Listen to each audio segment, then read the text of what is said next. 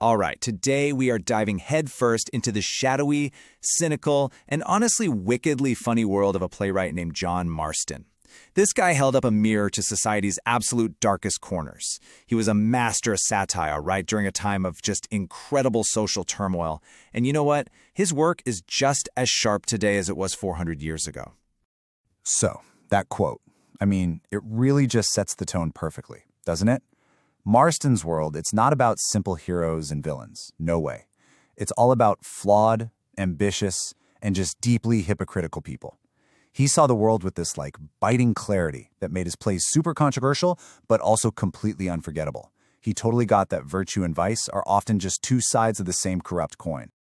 Okay, so to really get Marston, you first have to understand the world he was living in. We're talking early 17th century England, the Jacobean period. And man, it was a time of just intense anxiety. People were worried about who was going to rule next. There was constant political backstabbing and this deep-seated feeling that, the whole world was kind of cracking at the seams.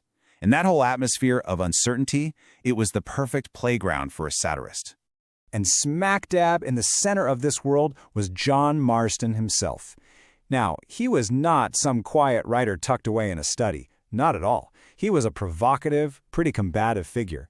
He'd look out at the world and just see ambition, lust, and hypocrisy everywhere he turned.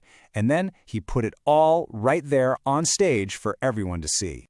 And get this, Marston's battles weren't just, theoretical. He was a key player in what's known as the War of the Theaters. It was basically this public feud with other playwrights, especially the famous Ben Jonson.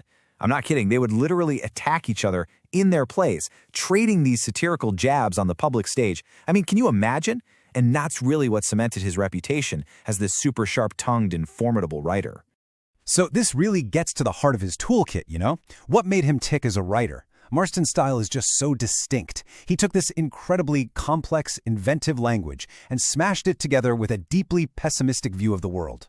His plays are filled with this dark humor that, it makes you laugh. And then you immediately have to ask yourself, wait, why am I laughing? He never, ever gave his audience easy answers. He just forced them to sit in that uncomfortable moral ambiguity. And right at the core of all his work is this signature character type, the malcontent. Now, this isn't just some grumpy, dissatisfied person.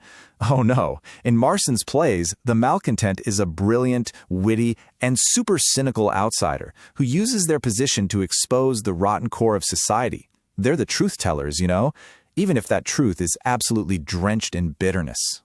And honestly, there is no better example of this character than in his most famous work, The Malcontent. This play is the ultimate showcase of his style. It's this dark, tragic comedy that puts this exact character archetype front and center. The whole premise of the play is just ingenious. So check this out. The rightful duke, a guy named Alto Fronto, gets deposed, kicked out. So he disguises himself as this bitter malcontent named Malevolo and goes right back into his own court. Undercover. From that unique position, he gets this totally unfiltered view of all the corruption that's taken over, and he uses his wit to manipulate everything and expose the ugly truth. This play has everything that makes Marston, Marston. It's a really powerful commentary on the toxic relationship between power, betrayal, and morality. It just walks that super fine line between tragedy and comedy, and it perfectly captures the absurdity of a world just filled with ambitious, backstabbing people.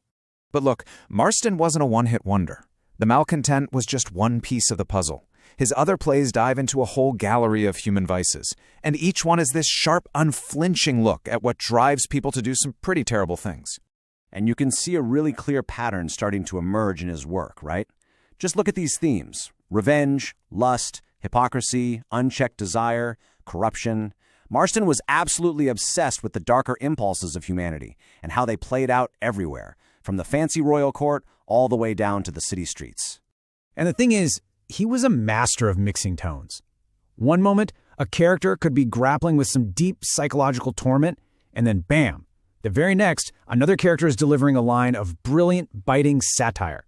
This blend of the tragic and the comic is what makes his work feel so chaotic, so modern, and so true to life.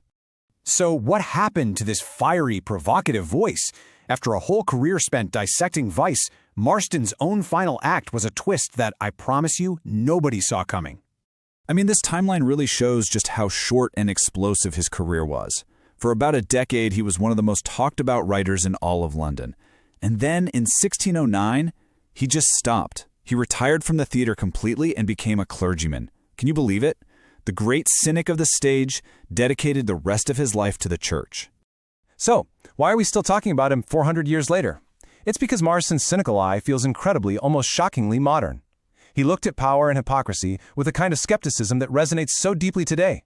He showed us that satire isn't just for laughs, it's a weapon, right? It's like a scalpel for dissecting a corrupt world. And that leaves us with a final thought to chew on. Marston's malcontents, they were the witty, bitter outsiders exposing the truth from inside the court.